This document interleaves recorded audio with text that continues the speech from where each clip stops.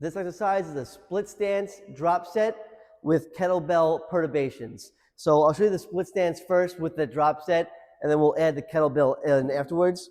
So you're going to be on an elevated surface. This is going to be more so that you have enough space to drop down into it and the kettlebell isn't hitting the ground.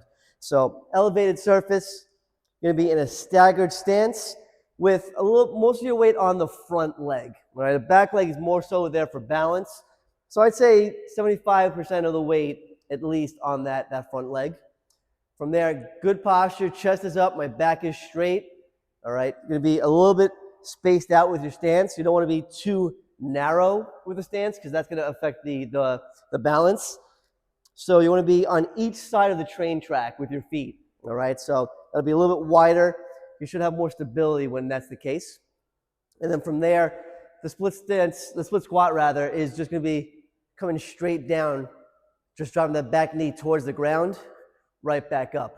But it's going to be done in a little bit more of a quicker manner when we drop down into it, like so. But now we're going to add in the kettlebell. So you're going to have a kettlebell with a band attached to it, like so. So you want a heavy weight where you feel your core working and fighting that side bend, but not too much where obviously you can't maintain that position. So it shouldn't be too light where you can rep them out all day. You do want to have a little bit of a core challenge with this. So if your left leg is in front, you're going to hold the kettlebell and the band with your right arm. So from there, you're starting in an upright position, and then you're going to drop down into it, stabilize, come right back up. All right, so pause at the bottom for a second. Let that core work as the kettlebell perturbations are happening. So like once you drop, you're going to feel that kettlebell moving around a little bit. Use that core to stabilize and prevent any side bending, any rotation at the spine.